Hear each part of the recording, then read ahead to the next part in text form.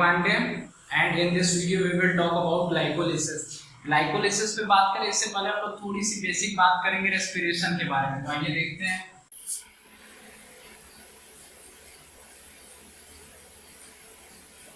Respiration सभी living organ में चलने वाली प्रोसेस है। इसमें फूड का ऑक्सीडेशन होता है।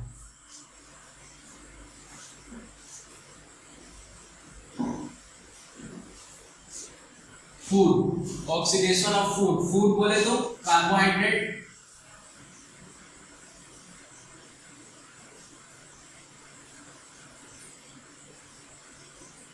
Protein, fat.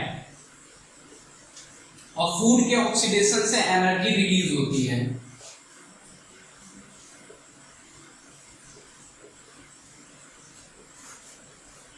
और इस एनर्जी को स्टोर कर दिया जाता है एटीपी के फॉर्म में।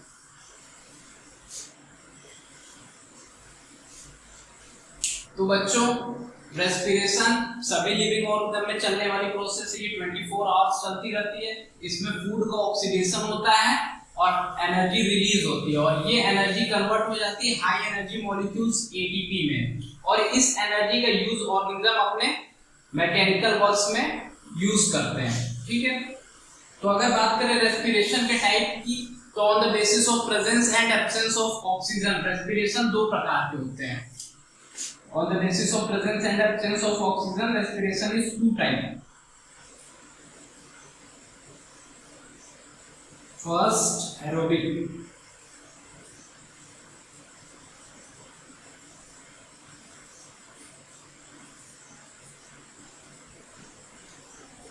Aerobic respiration. Second, anaerobic respiration.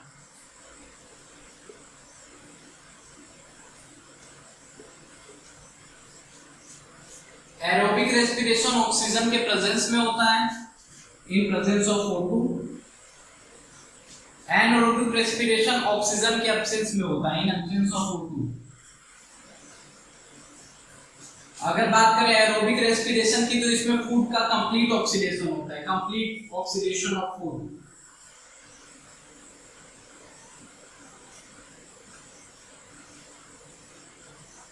अगर बात करें एनाएरोबिक रेस्पिरेशन की, तो इसमें इनकम्प्लीट ऑक्सीडेशन ऑफ फूड होता है।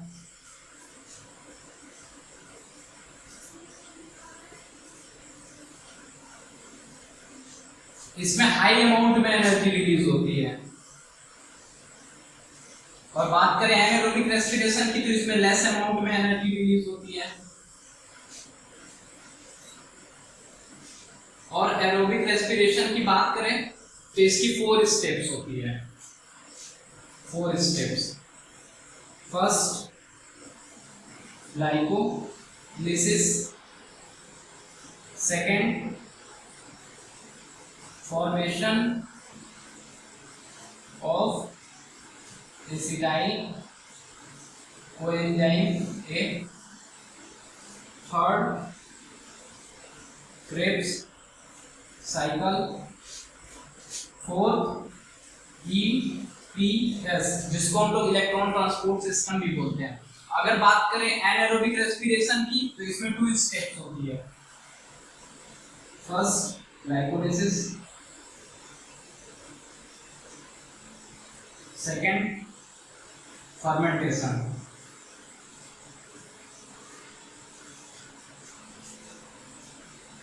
तो अगर इनके स्टेप्स की बात करें, तो एरोबिक रेस्पिरेशन के अंदर 4 स्टेप्स आती है। Glycolysis, formation of acetyl coenzyme है, इसको हम लोग लीक रिएक्शन भी बोलते हैं।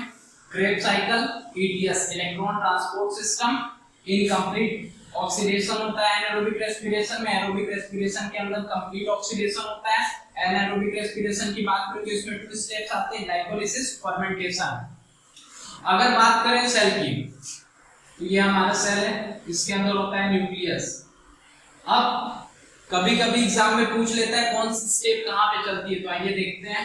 ये सेल का साइटोप्लाज्म और ये माइटोकॉन्ड्रिया।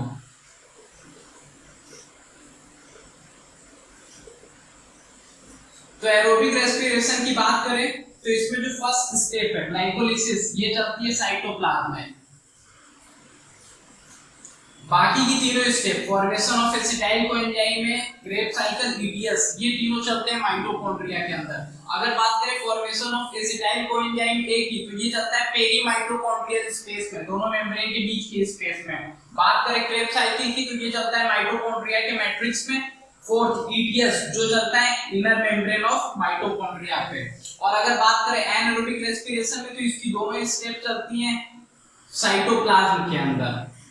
अगर ऑक्सीजन प्रेजेंट रहेगी तो एरोबिक रेस्पिरेशन होगा, ऑक्सीजन एब्सेंट रहेगी तो एनारोबिक रेस्पिरेशन होगा। ठीक, तो रेस्पिरेशन एक ऐसी प्रोसेस है जिसमें फूड को ऑक्सीडेशन होता है, एनर्जी रिलीज होती है, एनर्जी कन्वर्ट हो जाती है एटीपी के फॉर्म में, और ऑर्गेनिज्म उसका यूज करते हैं अपने मैकेनिकल वर्क में।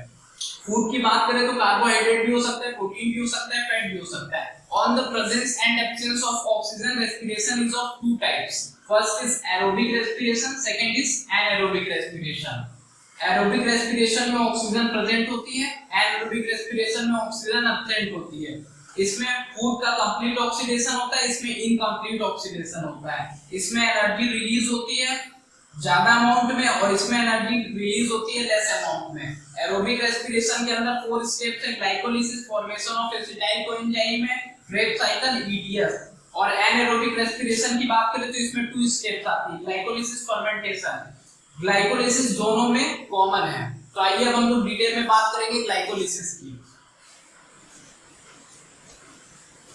तो आइए बच्चों हम लोग ग्लाइकोलिसिस की डिटेल में बात करते हैं। ग्लाइकोलिसिस लीड के पॉइंट ऑफ व्यू से बहुत ही इंपॉर्टेंट टॉपिक है, क्वेश्चंस आने की मैक्सिमम प्रोबेबिलिटी रहती है। तो आइए देखते हैं। ग्लाइकोलिसिस ग्रीक के 2 वर्ड से मिलकर बना है, ग्लाइकोस। ग्लाइकोस का मतलब होता है ग्लूकोज, और लिसिस, लिसिस का मतलब होता है ब्रेक डाउन, स्प्लिटिंग।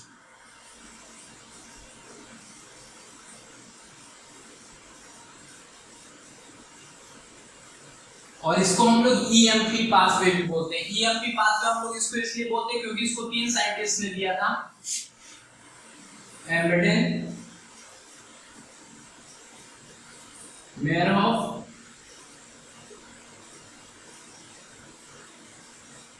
फेरनस।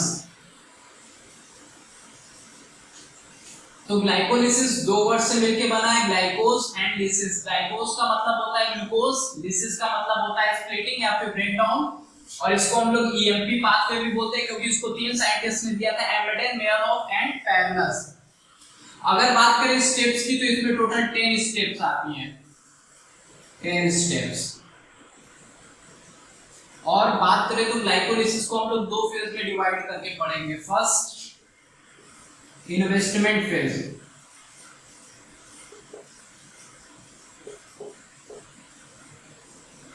जिसमें एटीपी खर्च होता है। इन्वेस्टमेंट फेज के अंदर हमारा एटीपी खर्च होगा। और सेकंड पे ऑफ फेज, पे ऑफ फेज के अंदर एटीपी का प्रोडक्शन होता है। तो आइए अब हम लोग इसको डिटेल में देखते हैं।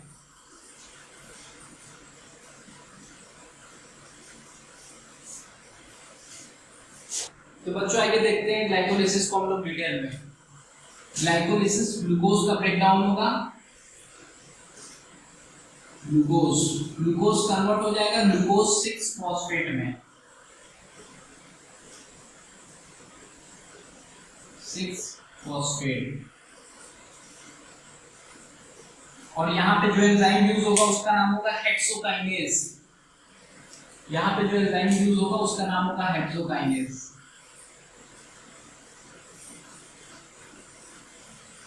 हेक्सोकाइनेज, काइनेज वर्ड जहां पे भी यूज होता है एंजाइम में, तो आप लोग समझ जाएंगे कि वहां पे या तो एटीपी कंज्यूम हो रहा है या फिर एटीपी प्रोड्यूस हो रहा है। यहाँ पे एक एटीपी कंज्यूम हो गया,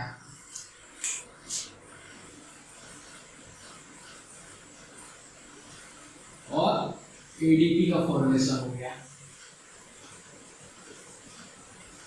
अब ग्लूकोज 6 फॉस्फेट कन्वर्ट हो जाएगा फ्रक्टोज 6 फॉस्फेट में।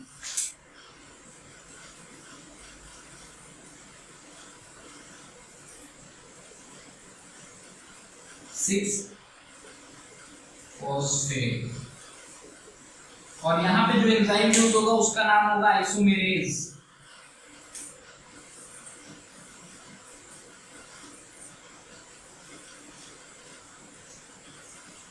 फ्रक्टोज 6 फॉस्फेट कन्वर्ट होगा फ्रक्टोज 1,6 बिस फॉस्फेट में।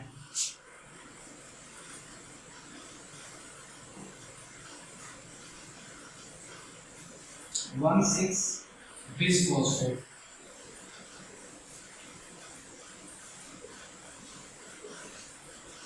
और यहाँ पे जो एंजाइम यूज होगा उसका नाम होगा फॉस्फोफ्रक्टोकाइनेज।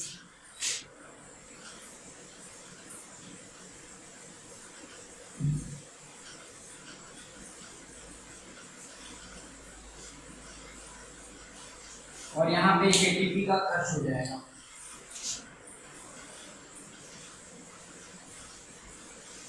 और एटीपी का फॉर्मेशन होगा। Next fructose 1,6 bis phosphate convert होगा ग्लिसरॉल्डिहाइड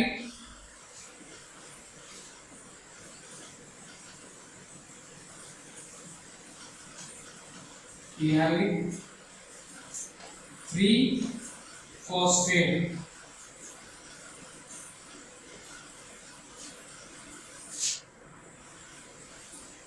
और डाइहाइड्रोक्सी एसीटोन फॉस्फेट में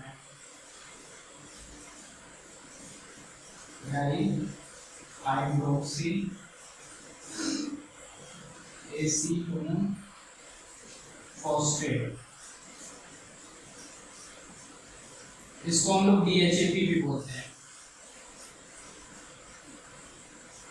3 कार्बन कंपाउंड है ये भी 3 कार्बन कंपाउंड है। तो बच्चों अगर ध्यान से देखें तो ये ग्लाइकोलाइसिस की फर्स्ट स्टेप है। यहाँ पे कहीं पे भी एटीपी का प्रोडक्शन नहीं होता है, एटीपी कंज्यूम होता है, इसलिए हम लोग इसको इन्वेस्टमेंट फेज भी बोलते हैं। तो इसमें फर्स्ट स्टेप में ग्लूकोज कन्वर्ट होता है ग्लूकोज 6 फॉस्फेट में, और यहाँ पे जो एंजाइम हेल्प करता है उसका नाम होता है हेक्सोकाइनेज, और एक एटीपी खर्च हो जाता है और एडीपी का फॉर्मेशन हो जाता है। ग्लूकोज 6 फॉस्फेट नेक्स्ट स्टेप में कन्वर्ट हो जाता है फ्रक्टोज 6 फॉस्फेट में, और यहाँ पे जो एंजाइम हेल्प करता है उसका नाम होता है आइसोमेरेज। फ्रक्टोज 6 फॉस्फेट कन्वर्ट होता है फ्रक्टोज 1,6 बिस फॉस्फेट में, और यहाँ पे एक एटीपी खर्च हो रहा है, और छठे नंबर के कार्बन पे यहाँ पे एक फॉस्फेट ग्रुप पहले से जुड़ा था, और फर्स्ट नंबर के कार्बन पे यहाँ पे एक और फॉस्फेट ग्रुप आके जुड़ जाता है, तो बन जाता है फ्रक्टोज 1,6 बिस फॉस्फेट। अब फ्रक्टोज 1,6 बिस फॉस्फेट कन्वर्ट होगा ग्लिसरॉल्डिहाइड 3 फॉस्फेट में, और यहाँ पे जो एंजाइम यूज होगा उसका नाम होगा एल्डोलेज। क्योंकि यहाँ पे 2 फॉस्फेट ग्रुप एक मॉलिक्यूल के ऊपर जुड़ जाते हैं तो ये आर स्टेबल हो जाता है, और टूट जाता है 2 मॉलिक्यूल में, glyceraldehyde 3 phosphate and dihydroxy acetone phosphate, दोनों 3-3 कार्बन के कंपाउंड है। इसको हम लोग 3PGAL भी बोलते हैं। तो ये थी हमारी इन्वेस्टमेंट फेज। यहाँ पे एटीपी कंज्यूम होता है, यहाँ पे कहीं पे भी एटीपी का फॉर्मेशन नहीं होता है, तो आप लोग इसका स्क्रीनशॉट ले लो, तो फिर हम लोग आगे की बात करते हैं। तो आइए अब हम लोग बात करेंगे ग्लाइकोलाइसिस की सेकंड स्टेज की, जिसको हम लोग पे ऑफ फेज बोलते हैं। यहाँ पे एटीपी का फॉर्मेशन होता है, तो वही हमारी लास्ट स्टेप है। Glyceraldehyde 3 phosphate dihydroxy acetone phosphate बने थे, दोनों 3-3 कार्बन के कंपाउंड है। अब नेक्स्ट स्टेप में ग्लिसरॉल्डिहाइड 3 फॉस्फेट कन्वर्ट हो जाएगा 1,3 बिस फॉस्फो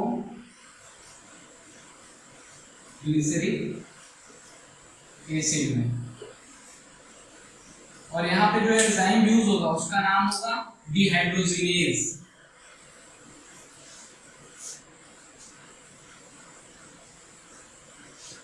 डिहाइड्रोजिनेज एंजाइम जहां पे भी आता है वहां पे ऑक्सीडेशन रिडक्शन होता है, किसी कंपाउंड का ऑक्सीडेशन हो रहा होगा तो किसी कंपाउंड का रिडक्शन भी हो रहा होगा।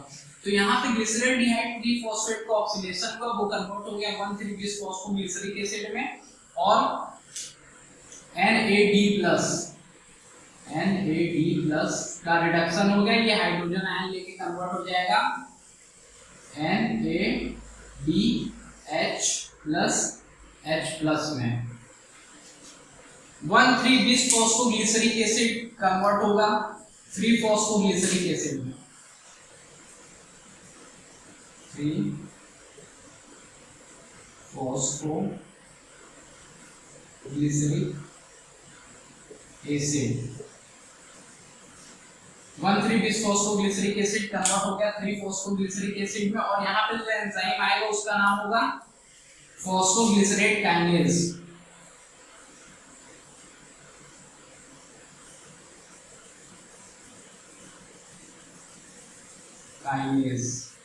और काइनेज वाला एंजाइम जहाँ पे भी यूज होता है वहाँ पे या तो एडीपी कंज्यूम हो रहा होता है या फिर एडीपी का प्रोडक्शन हो रहा होता है। तो यहाँ पे एक एडीपी से एक एडीपी का फॉर्मेशन हो जाएगा, एक एडीपी का यूज करके एक एडीपी का फॉर्मेशन हो जाएगा।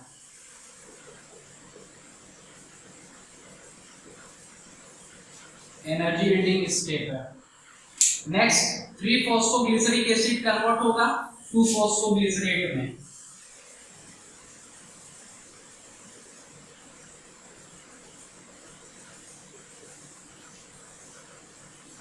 और यहाँ पे जो एंजाइम यूज हो रहा होगा उसका नाम होगा म्यूटेज।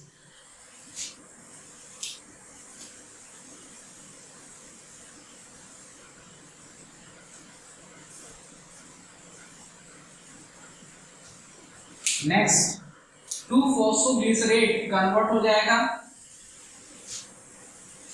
फॉस्फोइनोल पाइरुवेट में,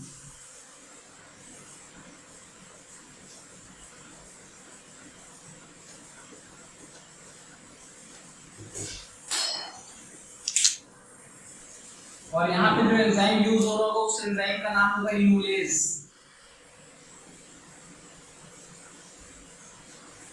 और यहाँ पे एक H2O निकल जाएगा।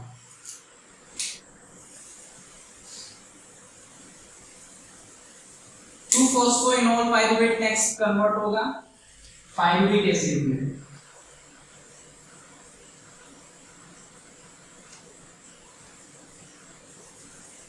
और यहाँ पे एक एटीपी का फॉर्मेशन होगा। एटीपी कन्वर्ट हो जाएगा एटीपी में,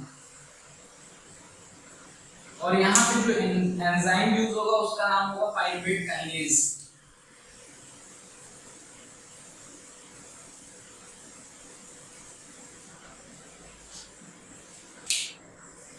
तो देखते हैं डिटेल में। ग्लिसरेल्डिहाइड 3-फॉस्फेट डाइहाइड्रोक्सी एसीटोन फॉस्फेट 3 कार्बन के कंपाउंड, ये एक दूसरे में आइसोमराइज होते रहते हैं। ग्लिसरेल्डिहाइड 3-फॉस्फेट कन्वर्ट होता है 1,3-बिस-फॉस्फोग्लिसरिक एसिड में with the help of enzyme dehydrogenase, और यहाँ पे NAD+ रिड्यूस हो जाता है NADH+H+ में। 1,3-बिस-फॉस्फोग्लिसरिक एसिड कन्वर्ट होता है 3-फॉस्फोग्लिसरिक एसिड में, और यहाँ पे जो एंजाइम हेल्प करता है उसका नाम होता है फॉस्फोग्लिसरेट काइनेज, और यहाँ पे एक एडीपी से एक एटीपी का फॉर्मेशन होता है, एनर्जी रीडिंग स्टेप है। 3-फॉस्फोग्लिसरिक एसिड कन्वर्ट होगा 2-फॉस्फोग्लिसरेट में with the help of enzyme म्यूटेज, और 2-फॉस्फोग्लिसरेट कन्वर्ट हो जाएगा 2-फॉस्फोइनोल पाइरुवेट में with the help of enzyme enolase, और यहाँ पे एक H2O निकल जाएगा। अब बात करें फॉस्फोइनोल पाइरुवेट कन्वर्ट होगा पाइरुविक एसिड के अंदर with the help of enzyme pyruvate kinase. जहां पे भी काइनेज एंजाइम आता है वहां पे एटीपी या तो प्रोड्यूस होता है या फिर कंज्यूम होता है, तो यहाँ पे एक एटीपी का फॉर्मेशन हो गया। तो ग्लिसरेल्डिहाइड 3-फॉस्फेट के लिए ये सारी रिएक्शन चली है। डाइहाइड्रोक्सी एसीटोन फॉस्फेट इसका आइसोमर है, तो इसके लिए ये रिएक्शन दोबारा चलेगी। डाइहाइड्रोक्सी एसीटोन फॉस्फेट कन्वर्ट होगा ग्लिसरेल्डिहाइड 3-फॉस्फेट में, तो ये रिएक्शन दोबारा से चलेगी। तो हम लोग यहाँ पे सारी जगह 2 से मल्टीप्लाई कर देंगे।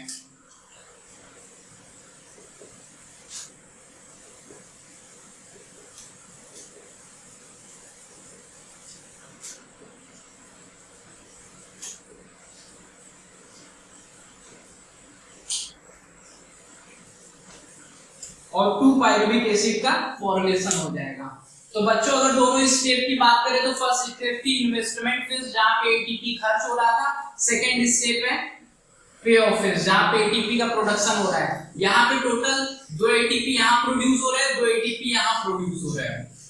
और बात करें जब फर्स्ट स्टेज की तो वहां पे 2 एटीपी खर्च हुए थे, तो टोटल अगर पूछा जाए एंड प्रोडक्ट